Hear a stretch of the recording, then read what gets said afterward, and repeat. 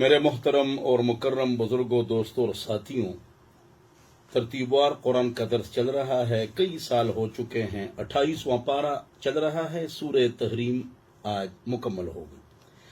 پاک رب نے پاک کلام میں فرمایا کہ اے مسلمانوں، سچی توبہ کرو، توبۃ نصوحا۔ توبہ کے اندر جب آدمی توبہ کرتا ہے تو اس میں آئندہ نہ کرنے کا عزم ہوتا ہے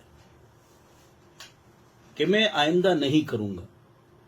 جس طرح انگلش گرامر ہے، گو وینٹ گان، ڈو ڈڈ ڈن، اس طرح عربی گرامر بھی ہے، تاب یتوب توبن و توبتن فہو تائب و تیب یتاب۔ اس طرح یہاں بھی first form, second form, third form ہے۔ اس کا اپنا معنی آتا ہے واپسی۔ کیوں؟ توبہ کا معنی ہے واپسی۔ کیا مطلب؟ تلک حدود اللہ، یہ اللہ کی باؤنڈریز ہیں، حدیں ہیں، اس کو پار نہ کرو۔ گناہ، زنا، بدکاری، بدعقیدگی، شرک، بدعت، یہ مت کرو۔ اب آپ نے، میں نے، ہم نے غلطیاں کی، کوتاہیاں کی، گناہ کیے، ہم نے حد کو پار کر دیا۔ تو توبہ کا معنی ہے کہ آپ نے جو باؤنڈریز پار کی ہے واپس آ جاؤ۔ توبہ کرو یعنی رجوع کر لو۔ کس کی طرف؟ اللہ کی طرف۔ توبہ کا معنی ہے رجوع اللہ۔ تو اس میں 3 باتوں کا تذکرہ ہوتا ہے۔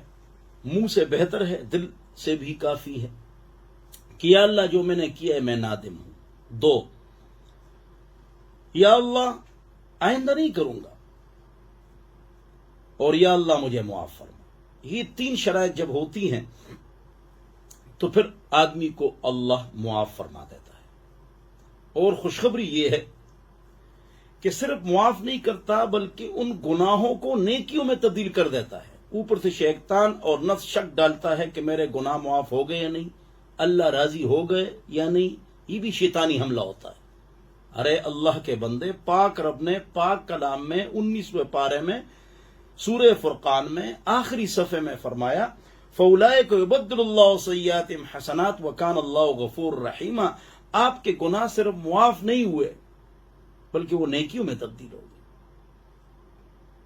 3 شرائط، سارے گناہ معاف۔ اب اگلا سوال یہ کہ آپ سے غلطی آئندہ ہوگی یا نہیں ہوگی؟ سوال سائن آف انٹروگیشن۔ جواب بالکل ہوگی۔ ہم انسان ہیں۔ الانسان مرکب من الخطأ والنسیان، انسان بنا ہی ہے بھول سے اور خطا سے۔ غلطی انسان سے ہوتی ہے۔ داغ داغ مت کو، سب داغ دار ہیں، بے داغ بس وہی جو پروردگار ہے۔ کیفی جو چلے گا اسے ٹھوکر ہی لگے گی، غلطی سے بری فطرت آدم تو نہیں ہے۔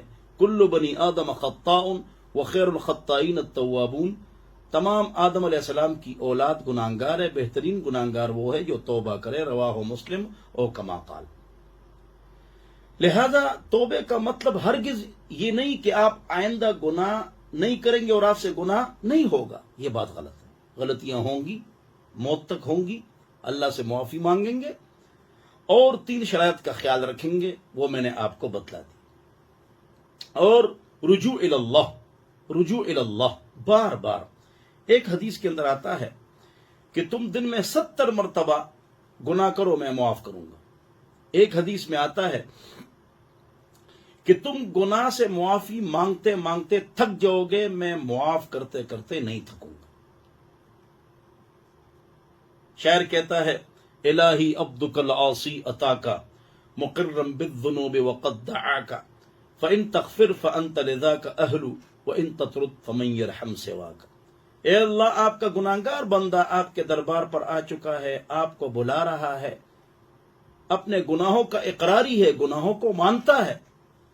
اگر ایک خاتون بے پردگی کرتی ہے، ایک آدمی سنت کے مطابق چلتا نہیں ہے اور وہ کہے یا اللہ میری غلطی ہے، تو وہ اچھا آدمی ہے، غلطی تو مانتا ہے نا۔ اللہ رب العزت کے حکم اور نبی کے طریقے کے بارے میں یہ الفاظ استعمال کرنا، اگرچہ مگرچہ، لیکن یہ غلط ہے، پتہ نہیں، نعوذ باللہ من ذالک، تو الٹا آدمی کافر ہو جاتا ہے۔ گناہ کو مانو، آپ اچھے آدمی ہیں، کل توبے کی توفیق ہو جائے گی۔ لیکن اگر آپ گناہ کے بارے میں اللمہ پللمہ اگرچہ مگرچہ لیکن یہ باتیں کریں گے تو یہ کفر تک آدمی کو لے جاتا۔ غلطی مانو، مقرم بالذنوب وقد دعاک، اے اللہ اپنے گناہوں کا میں اقراری ہوں، اور آپ کو حال یہ ہے کہ آپ کو بلایا ہوا ہے۔ فَإِن تَغْفِرْ فَأَنْتَ لِذَاكَ أَهْلُ، اگر آپ معاف فرمائیں گے تو آپ اس کے اہل ہیں۔ وَإِن تَتْرُدْ فَمَن يَرْحَمْ سِوَاكَ، اور اگر آپ معاف نہیں فرمائیں گے تو مجھ پر کون رحم کرے گا؟ اللہ اکبر۔ تو پاک رب نے پاک کلام میں فرمایا فَأُولَٰئِكَ يُبَدِّلُ اللَّهُ سَيِّئَاتِهِمْ حَسَنَاتٍ وَكَانَ اللَّهُ غَفُورًا رَحِيمًا۔ جو آدمی گناہ کرتا ہے، توبہ کرتا ہے، اللہ تعالیٰ اس کے تمام گناہوں کو نیکیوں میں تبدیل کر دیتا ہے۔ خوش ہو جاؤ۔ یہ جو مشہور ہے شرک کی معافی نہیں ہے جی، یہ بات غلط ہے۔ کفر کی معافی نہیں ہے جی، یہ بات غلط ہے۔ اس دنیا میں کفر کی، شرک کی، بدکاری کی، یہ رب آدمی منہ سے گناہوں کے نام نہیں لے سکتا۔ تمام گناہوں کی معافی ہے، حتیٰ کہ شرک اور کفر کی۔ توحید پر آ جاؤ۔ اگر آپ کفر اور شرک کے ساتھ اوپر چلے گئے، اللہ اکبر، پھر بخشش نہیں ہے۔ ان لکل نبی دعوۃ مستجابۃ فتعجل کل نبی دعوتہ وان اختبأت دعوتی شفاعۃ لامتی یوم القیامہ من لا فہی نائل لا محالہ من لا یشرک باللہ شیئا، رواہ البخاری، او کما قال نبی صلی اللہ علیہ وسلم۔ شرک ہوگا نبی کی شفاعت نہیں ملے گی۔ شرک کے ساتھ آپ چلے گئے، آپ کی مغفرت نہیں ہے۔ ہاں، گناہوں کے ساتھ آپ اوپر چلے گئے تو پاک رب نے فرمایا کہ میں مغفرت کر لوں گا۔ کچھ وجوہات ہے تو اس کی مغفرت ہو سکتی ہے، ہم معافی مانگیں گے، رجوع اللہ کریں گے۔ بہرحال تو توبہ کی صفت آپ میں آ جائے، بس توبہ مانگتے رہو، رجوع اللہ کرتے رہو۔ شیطان نے غلطی کی، اس کو غلطی کا پتہ بھی لگ گیا، اس نے توبہ نہیں کی، دیکھو تکبر کیا، اور اللہ تعالیٰ فرماتے تکبر میری چادر ہے، جو تکبر کرتا ہے وہ میری چادر کو پھاڑتا ہے۔ من تواضع للہ رفعہ اللہ، جو عاجزی کرے گا اللہ اس کو عزت دے گا۔ ومن تکبر وضعہ اللہ، اور جو تکبر کرے گا اللہ اس کو گرائے گا۔ اللہ اکبر۔ بہرحال تو گناہوں کا اقرار یہ بھی عظیم صفت ہے کہ بھئی میں گناہگار ہوں، میں اللہ کا گناہگار بندہ ہوں۔ وہ اچھا آدمی ہے، توبہ کر لے گا انشاءاللہ۔ لیکن ہیلے بہانے اگرچہ مگرچہ الما پللما اس طرح باتیں وہ نہیں کرتا ہے۔ اس لیے پاک رب نے پاک کلام میں فرمایا عسى ربکم ان یکفر عنکم سیئاتکم،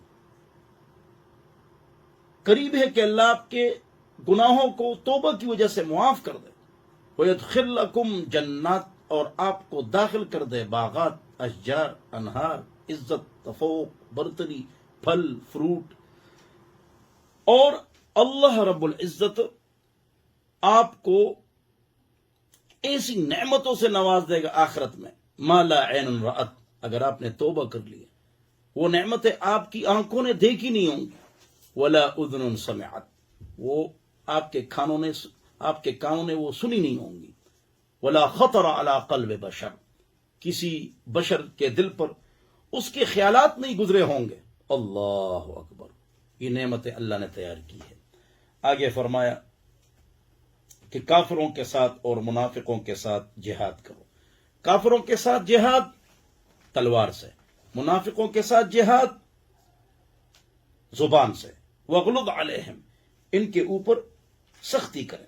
آگے اللہ رب العزت نے دو مثالیں دی ہیں، ایک کافر عورتوں کی، نوح علیہ السلام کی بیوی، لوط علیہ السلام کی بیوی، کہ اللہ رب العزت نے ان کو جہنم کا مستحق بنا دیا اور وہ جہنم میں جلیں گی۔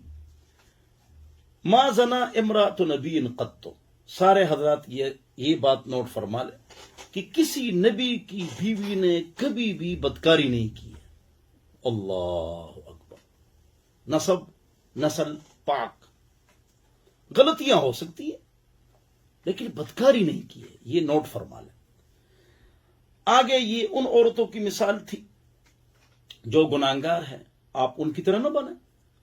اور دو عورتوں کی مثال پیش کر لی جو اولیاء اللہ، اللہ اکبر، بہت اونچی عورت ہے. ایک آسیہ علیہ السلام، فرعون کی بیوی، جس پر توحید کی خاطر کیلیں اس کے ہاتھ اور پیر میں ٹھونس دیے گئے، اللہ اکبر، لیکن اللہ نے اس کو اسلام ایمان کی دولت سے سرفراز فرمایا. اور دوسری خاتون محترمہ حضرت مریم علیہ وعلی نبینا الصلاۃ والسلام، کہ اللہ رب العزت نے ان کو عزت عظمت اتنی دی تھی کہ اللہ نے اس سے معجزہ رونما فرمایا. حضرت عیسیٰ علیہ السلام بغیر نکاح کے اور بغیر شادی کے، بغیر خاوند کے، اللہ رب نے ان دونوں کی مثال دے دی. اب اس میں ہمارے لیے ایک سبق ہے، آخری بات کر رہا ہوں کہ ہمارے لیے سٹارز اور آئیڈیلز کون لوگ ہوں گے. ایک طرف نوح لوط کی بیویاں، ایک طرف آسیہ اور مریم ہے. آپ کس طرف جائیں گے؟ توجہ،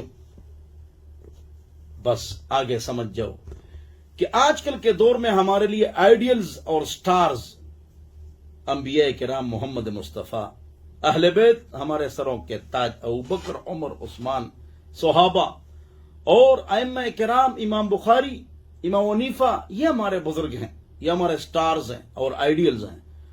ڈھول کی تھاپ پر ناچنے والے اور شراب پینے والے اور ڈانس کرنے والے اور گناہوں میں لت پت اور نعوذ باللہ من ذالک، نعوذ باللہ من ذالک، فحاشی پھیلانے والے، یہ ہمارے آئیڈیل اور سٹارز نہیں ہیں. ہمارے لیے آئیڈیلز اور سٹارز پاک صاف فاطمہ اور عائشہ ہے رضی اللہ عنہ، نہ کہ یہ اور وہ.